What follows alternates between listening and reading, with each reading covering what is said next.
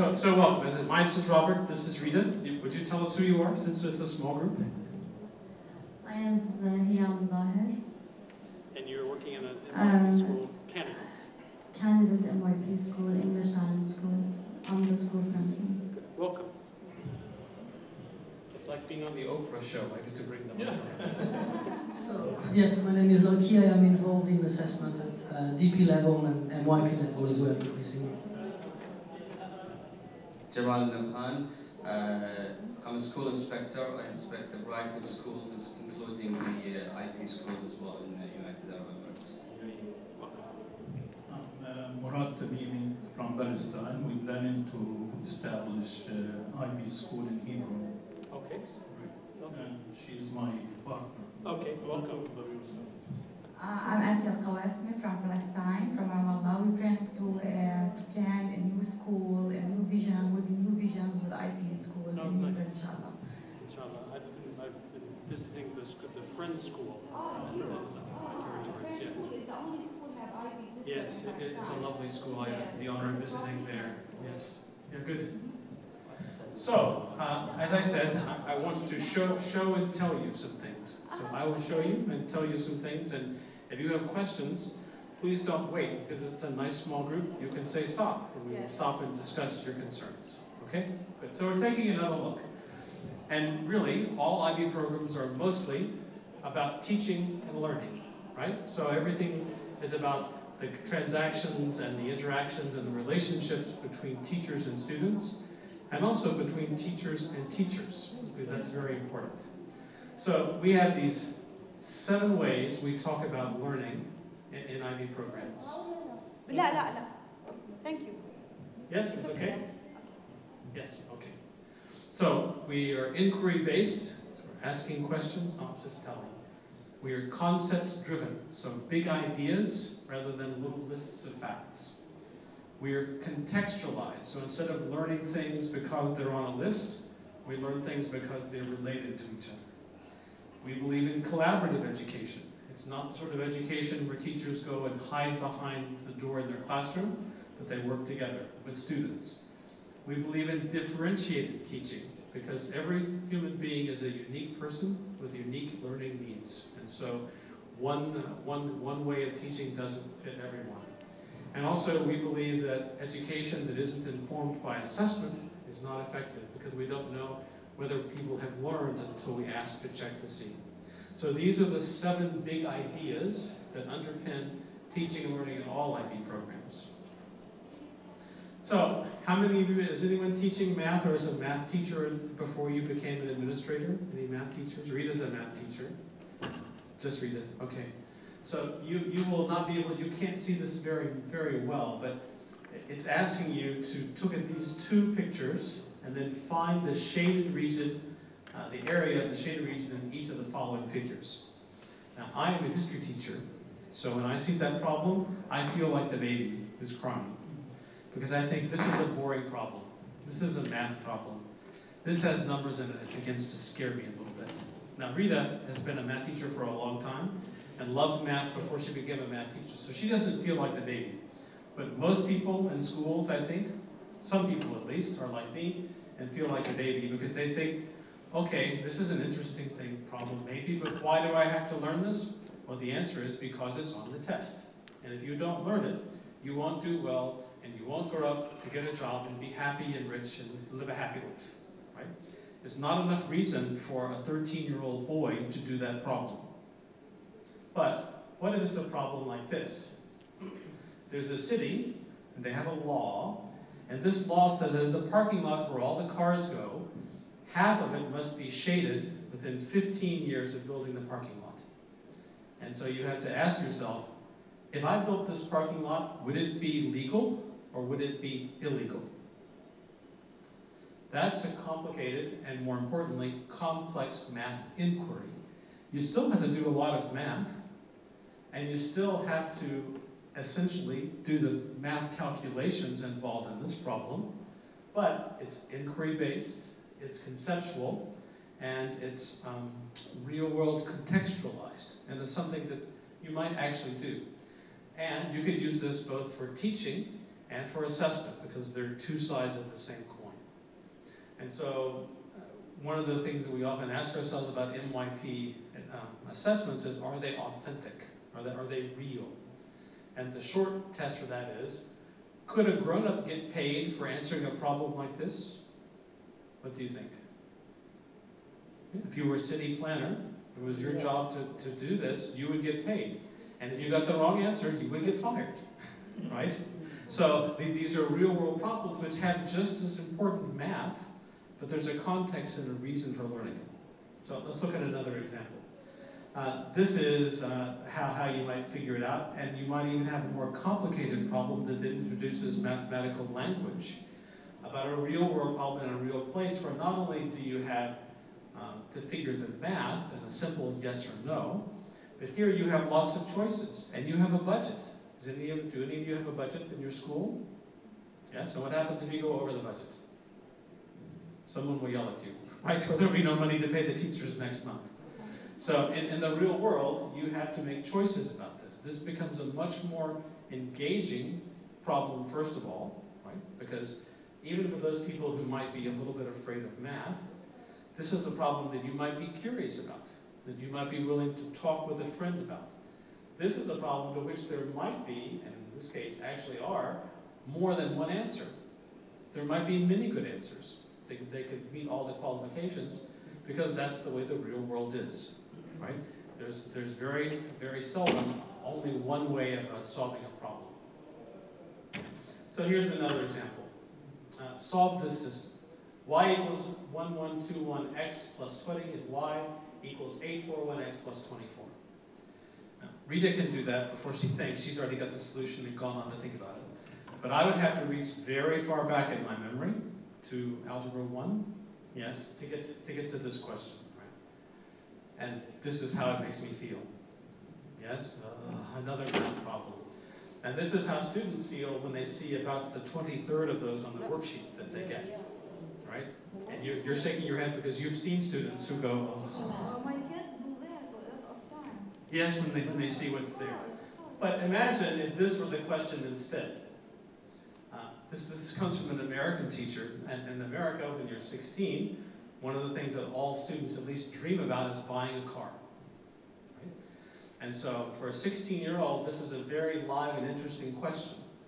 You don't know whether you should buy the car Civic X or whether you should buy the car Civic Hybrid, because you don't know whether that's going to be more economical. Which one should you buy that will use the less gas?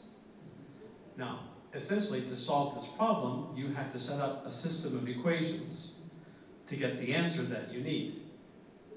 But you can even inquire as to what's the best way to solve this problem, and I would venture a guess that there probably are multiple ways even to set up the problem, and there are multiple ways of solving the equations that you get in order to find out the answer, which is really, should I buy this car or should I buy that car? Right? You might not get paid for making that decision, but if you make the wrong decision, you will be paying every year extra gas that you might be sorry that you were having to do. If the petrol price goes up instead of down like it's been going for a while, this is a very important decision. So the point of MYP is to push us into teaching and learning like this, rather than like that. There's nothing wrong with that, and you need to solve equations, but they have to be contextualized and put in the real world. And most students will find talking about a car a lot more interesting than talking about a system of equations. One more time. One more math question for you. A car going 20 meters per second takes 3 seconds to stop. How far did it travel? It's just a word problem, right? And we could pull out our pencils and papers, and if we were in a much larger group, I would ask you to do it, and then we would compare answers to see who got it right. But again, this is the way a lot of students feel when they encounter a series of questions like that. But imagine this were the test instead. So find a scene in a movie. Go to YouTube or we wouldn't encourage people to look at a pirated movie, but they will find them anyway, so they would go and find a movie. And determine whether or not it's plausible. You need to take some measurements and compare your answer to a known quantity. Explain using physics why you think the scene is believable or not. Right? So an interesting question. Can people get paid for solving this problem? Because on the Discovery Channel, there's a show where they spend their whole time busting these myths. Because you see something on a very exciting movie or television show, and you think, wow, isn't that exciting, wonderful, and cool? And actually, the laws of physics don't make that possible. It's really people have done something different to make it look like it's possible. So, all of that is to say that we're interested in the middle years program and learning that matters. Right? All of those things are important. All of the math is very solid. We wouldn't want to send students on to high school or to university unless they could do them. But the question is, how do you hold their attention and how do you teach them to think mathematically rather than just solve mathematical problems, right, on a worksheet? So these are some important people in the educational world, Tony Wagner and David Perkins, who are talking about this idea of learning for life or life-worthy learning. It sounds like we have students for a long time. And if you're a teacher, sometimes even getting through that lesson can seem like a very, very long time. And a year can seem like a very, very, very long time. And 12 years of education seems like an eternity, right? But the fact is, when you start putting down to the number of hours and minutes you have to help students understand, think about it, the entire world, all the subjects in the entire world, we have to be very efficient about how we do it. And we have to sometimes make difficult choices about what we include and what we don't. And so the MYP challenges us first to decide what's important and to really think about learning how we learn. Education is changing. This is a study from Hong Kong about the way the people who put together the PISA test, the International Test of Achievement, the things that they think are important in the 21st century. What are we going to do? Almost none of these things are on a math test, or a science test, or a history test. But people looking into the future believe these are the most important things that we have to teach our students how to do. So the question is, how do you arrange a program of education that lets you get to these pieces? And we believe that there are several answers to that. We have the IB Learner Profile as a statement of values, things that we believe we want students to be like when they've finished being educated in an IB program. And more importantly, I think for people who are thinking about the IB or just beginning on your IB journey, these are characteristics that we want of the educators in the school, and the faculty and the administration, and I would say even the governance, the boards. We want people who believe that these are important values. And it's part of a much bigger mission that we want people who are internationally minded, who understand their common humanity, that we are all the same kinds of people, and that we all only have one planet on which to live. And so these are the characteristics, the values, the attitudes we have to have if we're going to live together on an increasingly crowded and hot planet. We have to have them. And we start there. And so the first test of education for life-worthy learning, for learning that matters, is, will it help you get more like this? And if the answer is, no it won't, or I'm not sure, then probably we shouldn't be teaching it. These are the 10 characteristics. You can see them for yourself. IB learners strive to be all of those things. And they are interrelated. Once you start trying to define them very carefully, they run together like the pieces of a puzzle. But the fact is that all of them are important together to be a well-rounded person who can actually be successful in the modern world. So IB learning concentrates on activity, on students doing things, not just sitting and getting things, but students doing things. And you see some of the things they're doing here, right? Active investigation in science, living and working in the community, getting out into the world near their schools and seeing what's going on, applying their scientific mathematical knowledge to solve real-world problems. The other piece that we're very committed to is the idea of education is learning how to learn. Would you think back to when you were 12 or 13 years old? Can you remember that? Just remember your 12 or 13-year-old self. Yes, Loki is laughing because he remembers he was a funny guy, maybe.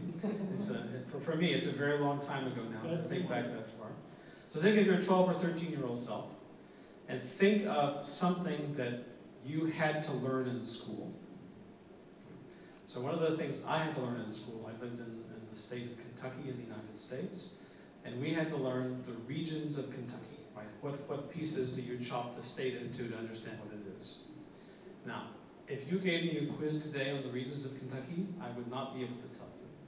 And I'm sure that I took a test on it, and I'm a very good student and a smart guy, and I'm sure I got 100% on the test.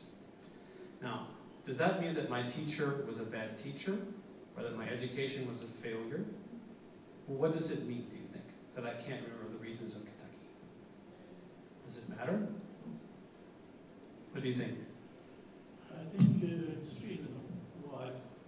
Because you know the information nowadays is very easy to get. So I could find it, yeah. But even in 1989, when I was much more than 15, I couldn't tell you the 5 regions of Kentucky. So why did my teacher waste the time? Was that a bad idea? I know, but it's not technology. The life is now easier than the past. It's true. So I could Google them quickly. There might be 6 today. I don't know, but there were 5 a long time ago. Imagine what our teachers did with us. In the United States, and they started like that. I start remembering, things about memorization. Yes. We have to memorize.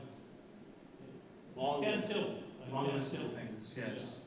Yes, I agree. In the United States, the states and the capitals and the countries and the other things. You had an idea about why did my teacher make me do that? Maybe we memorize, but we don't relate it to our Real life. To our real life. Yes. Well, I lived in Kentucky at the time, so it was my real life, right? But I couldn't tell you their names. But the thing that I know about that is that there's a big idea hiding behind it, that human beings organize the territory in which they live into bits, and those parts are related together. And the way you draw those parts sometimes has to do with a topographical feature, right? So we're in the Rift Valley. On one side is the occupied territories, on the other side is Jordan, right? And so the regions are divided by a river in that case, right? But the Jordanian border with Iraq, there's no river there, right? You have to go back into history to find who drew the parallel and how it goes, right? So I know that the world has regions, and that those regions are sometimes cultural and sometimes they're geographic. And so my teacher didn't waste her time telling me about all the regions of Kentucky, but I don't have to know the facts. I learned how to learn. I learned how to think about the way we organize space as human beings. And that's an important thing to learn, right? And in the Middle East today, that's the question. How do we organize space? And who's in control of that space? And what do you call that space? Right? And that's something that I can transfer to my knowledge about human and physical geography that has nothing to do with Kentucky. You probably never thought about Kentucky before in your whole lives, except for Kentucky Fried Chicken, maybe. I don't know. Right? But we can connect and understand. That's what we're talking about. So learning how to learn, right? Learning what the fact, not just the facts, but how we go about it. And to be honest, it's also about being ready for life. Being ready for college and career, because the students that we teach in the middle years program are 11 to 16 years old, and they will go on, almost in all cases, to more secondary education, and many of them to further education in some way. So we have to get them ready. And what does it mean to be ready is the question. This is one group's answer. Do you like the rainbow? You can see all the things they think you need to be ready. And often, the things that we think people need are just in the green part. Reading, writing, arithmetic. Once you've got the basics down, then you're okay. But that isn't the rainbow, is it? It's a lot bigger and more complicated picture. And we want people to be able to manage all those things. In the IB, we organize this into something called approaches to learning. In ATL is its abbreviation. And approaches to learning we break into 5 big categories. And then 10 clusters that are organized beneath them. And so the things we think people need to learn how to learn are how to think, how to get along with other people, how to communicate, how to manage yourself, and then how to do research. And that's actually what you're learning in school, right? It might say science on the paper with your grade, and you might learn some things about science, but the most important things you're learning that you carry with you your whole life and into the upper grades of high school or the secondary education, and on to university, and on to your first job, and on to your relationships in your adult life, and on to your whole career, are all those things. Yes? Can you give an example of affective skills? Yes, I can give an example of affective skills. So, we were just talking about it this morning. A teacher was talking to Rita and me about how does this work in real life, right? So affective is about emotions. So whenever I had a math test, I'm sure that sometimes I didn't do as well because my anxiety went very, very high when the teacher put the paper in front of me, right? And I would see the paper and begin to think, oh no, this is a math test. I'm afraid of math. Math makes me scared. What am I going to do? I'm sure I'll do terrible on this test. So you begin not even to remember what you know. So an effective skill, the way you might teach that, right, would be to say, when I get the math paper, I have a little tape that I will play in my head. I will say, math is not scary. Numbers are a part of the world. I know how to do these problems. I've seen things like this before. And if I get confused, I'm a good thinker. I'm sure I can do it. Who should tell that? The teacher or No, inside my head. But the teacher might teach me first. Okay. This tape to play inside my head. Then I would practice it when I got a math quiz. And then when I got the math test, I would play the tape myself in my head to manage my emotions. So that's the sort of thing you can teach. That is probably almost as important as how to solve two systems of equations, right? Because you can't even, people who are afraid can't learn. That's one of the things. Also learning from failure. Yeah, so Rita, talk more about that. I was just going to say, learning from failure. In the case where they did badly in the first instance, one of our effective skills is coping with failure, learning to fail well, almost, to make sure that when you have had these mistakes, mishaps, whatever they are, that they can then grow from this, and that it doesn't affect their self-esteem, it doesn't affect their anxiety levels, we don't have a constantly positive feedback loop where the student gets more and more afraid, more and more forgetful, more and more anxious. And one of those is a very important effective skill, particularly for us in the science and math. Math and science is hard. If you look at IB grades around the world, math and science grades are always lower than history and literature grades, right? And there may be technical reasons for that, but also it's complex to learn science and math, right? And building up the capacity to say, oh, last time I didn't get that, but I know what happened. Then I practiced it some more and I got better. I'm sure I can do it again next time too. Those are the kinds of skills that you learn to manage yourself so that you can actually get to calculus rather than saying, as soon as I finish my math requirement, no more math for me. Yeah, it's a very good question. Thank you. Here's an example of two others. These are effective skills, Lucky, actually. Perseverance, right?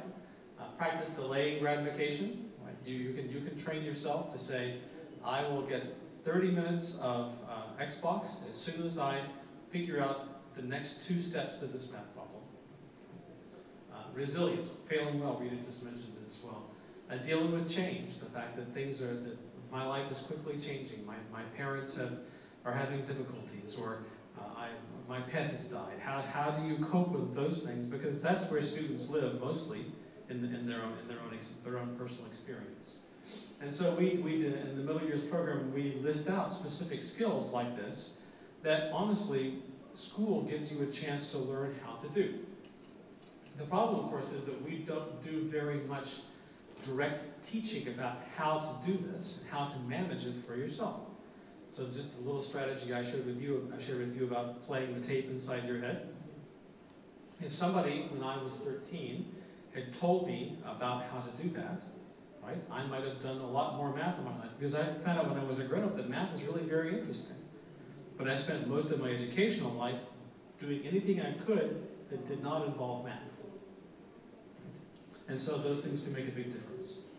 So to take just a second, I'm doing all the talking because there's so few people. Take just a second and see if you can, the things I've talked about so far, make a connection to what's happening in your school right now. Is there anything that I've said so far that you think, oh, yes, we do that, or ooh, we might want to think about doing that? Any connection to what I've said, to what you think is happening in your school? And maybe just talk to one other person about that, or even a little trio here to say, how does that fit with my life?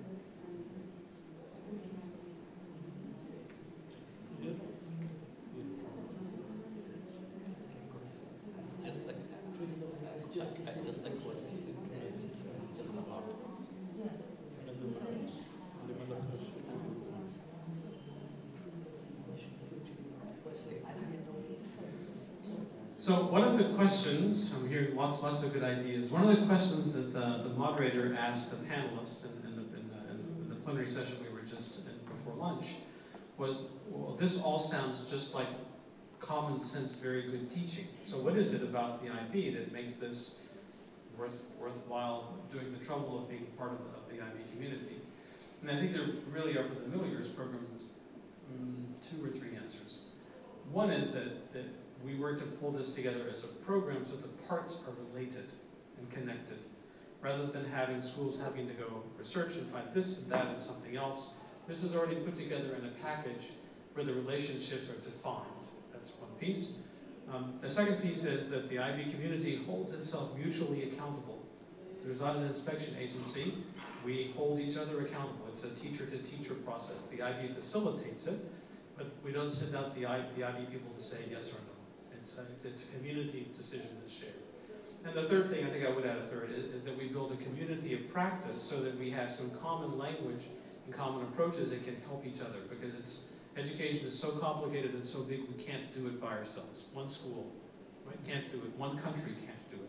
We believe it takes a whole world to come to these decisions. So that's sort of my answer to that question. These are the national authorities that we consult when we build curriculum. Right? This is not the entire list, but these are the ones who made the cut had a significant influence on the way we built the program. And you can see that it's extensive. And one of the things we try to do is to pull together the gold standards of curriculum. But this is an excerpt from Principles into Practice, which is the document that describes the program in its entirety. And then in addition to these external agencies, there's the list of secondary sources. Come in. I don't know, we locked.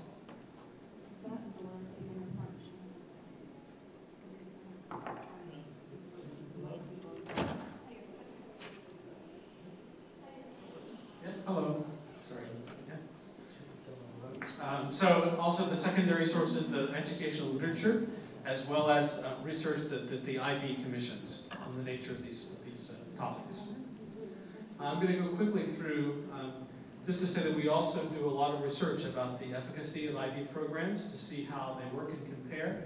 Here's an example of a 6th, 7th, and 8th grade study of achievement in science and mathematics.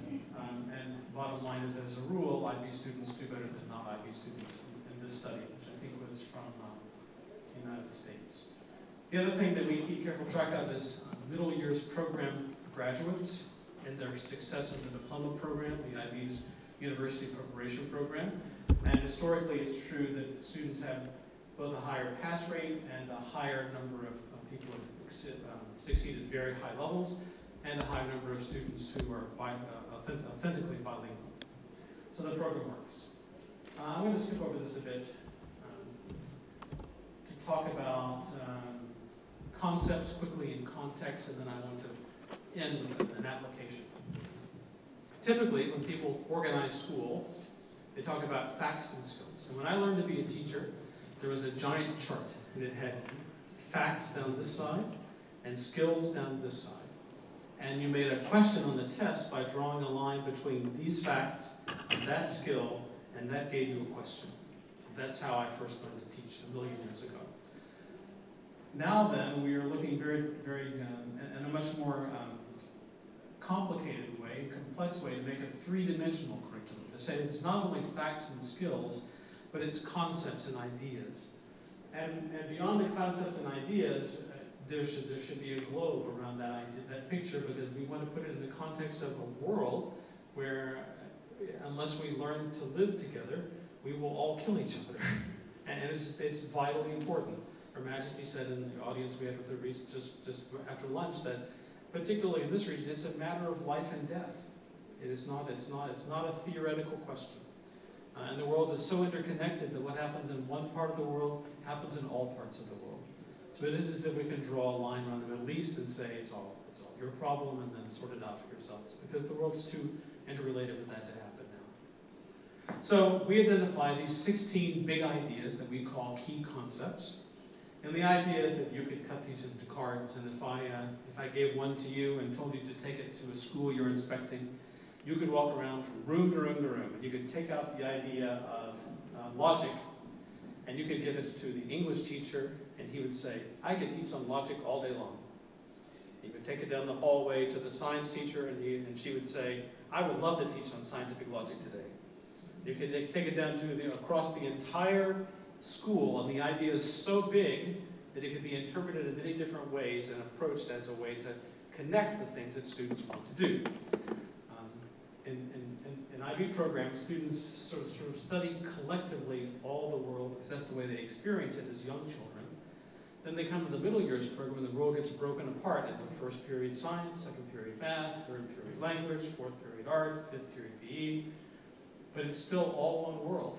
How do we expect them to hold it together? And we ask them to do that through these concepts. Can I ask you a question about the history of those 16 big key concepts? Yes. Have we had those 16 since the start of MYP? Implicitly, but not explicitly.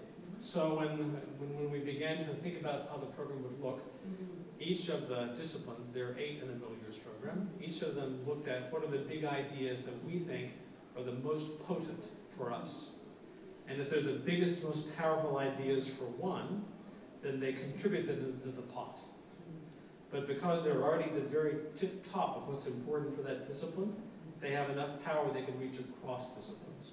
So we likely would have been talking about them before, but we asked teachers to imagine them rather than us providing a list of them. I think it's also important to note that 6 of those 16 also feature in the primary years program as their key concepts. So things such as relationships, connections, change, are also many of our primary students have seen them from a very young age. And it could be maybe that in 10 years' time we start realizing, oh, there are two other concepts that should be. Absolutely. The entire process is made that this is not a closed system. Exactly, it will still develop. And it will develop, and that schools, based on their own circumstances, might need to add a 17th or 18th concept, and that's fine. We're not saying that these are the only ones in the world. These are the best ones in the world. They're just the ones we agree on to hold for now, so we have a common language together. Then we have something called related concepts, and those are more discipline-based. So to give you an example, in the sciences, we talk about energy, transformation, and evidence. Now, you could talk about those in other subjects as well, but they have particular power or energy or relevance for science. And so each subject group has between 12 and 16 of these related concepts, which gets you into the deep understanding of the curriculum. So we say that middle years curriculum is broad, key concepts, and deep, related concepts. And that keeps us talking about big ideas all the time. This is the way knowledge is organized. It's just the way human beings construct knowledge. We know a lot of things, a lot of facts. We organize those into topics, and then those topics we use to understand concepts or ideas. And then we put those into a global context, something that matters for the world, and call it a statement of inquiry. And that becomes what's for the middle years program analogous to a learning objective in a state curriculum. But it's it's 3-dimensional rather than 2-dimensional. We do identify 6 particular global contexts which flow directly from the primary years program. They're not the only ones, and you notice that they also look suspiciously like concepts themselves, because they are. But they're privileged because we lift these up and say, these are things we need to deal with all the time in order to understand our common humanity and our shared guardianship of the planet. And where understanding develops and happens is when these ideas start getting connected and clashing together. So we have a curricular demand that we don't just teach about the French Revolution and when it happened, who were the leaders of it, and what were 6 causes and 3 effects. But instead, we might look at the concept of revolutions and what they tell us about how people and cultures express themselves and change over time. Because even if you're not French, you certainly need to know about the nature of human society that sometimes goes a little bit, and then occasionally takes a giant step. What makes that happen? We can talk about lots of changes in the world as they happen now. Just to say quickly, the global context then asks really big questions, like what are the consequences of our common humanity? Because we're people altogether, does that mean I have an obligation to help you in any circumstance? Right? If people are being killed by a dictator in a country not far from here, are we obligated to intervene militarily to go rescue them? Right? What are the limits of our common humanity? That's a question that has really serious consequences, and we want students to think about that in terms of this big question. And then we drill down further to do some explorations of, say, for example, justice, peace, and conflict management. What are authentic and possible resolutions to those conflicts? So things that keep students engaged. I'll just say quickly that the other thing I talked about, the IB having putting the pieces together, we hope that we've done this in a way that means that every single unit, all the ways we organize teaching and learning, goes through this rigorous process of collaborative development. So we do have a cycle of inquiry, action, and reflection, and we do have a unit planning process that we capture using this form. So we're just about out of time, but I'll ask you then to think with me about a concrete example, right? Now, I did study 1 year Arabic. The problem is that I was falling in love with my wife during that year, so I didn't pay a lot of attention. So it makes it difficult for me to remember much. But I can still mostly read Abu Abdallah Muhammad al-Idrisi. So al-Idrisi, do you know him? Have you heard of him before? Is it important in your curriculum? Most places in Western Europe and the United States will not have encountered al-Idrisi, is a fact. Even in geography. This image is from the 1001 Inventions. Were you able to see that museum exhibit? It's been touring the world. It's in Rotterdam now, so I just saw it recently, not far from where I live.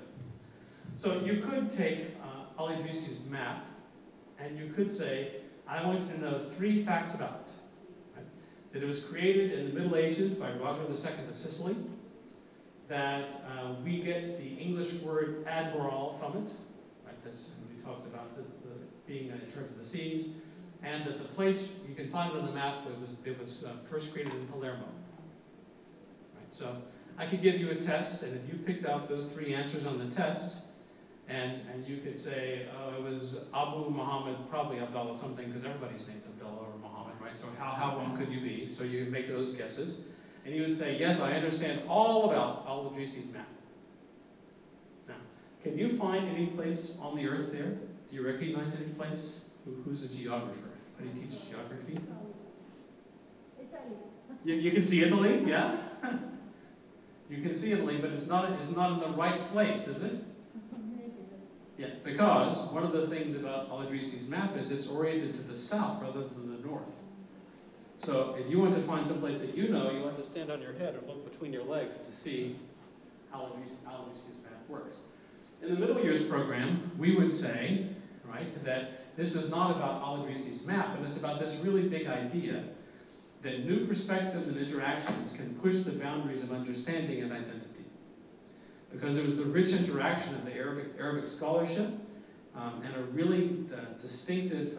Ptolemy had maps too, but he divided his based on theory.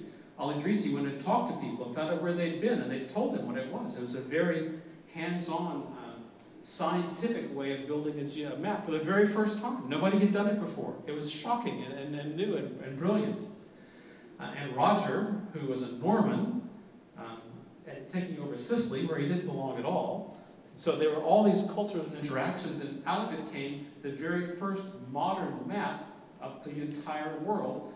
Actually, it was on the, you can tell I'm a history person, so geography is very interesting. I can talk about al-Idrisi's map for the whole day.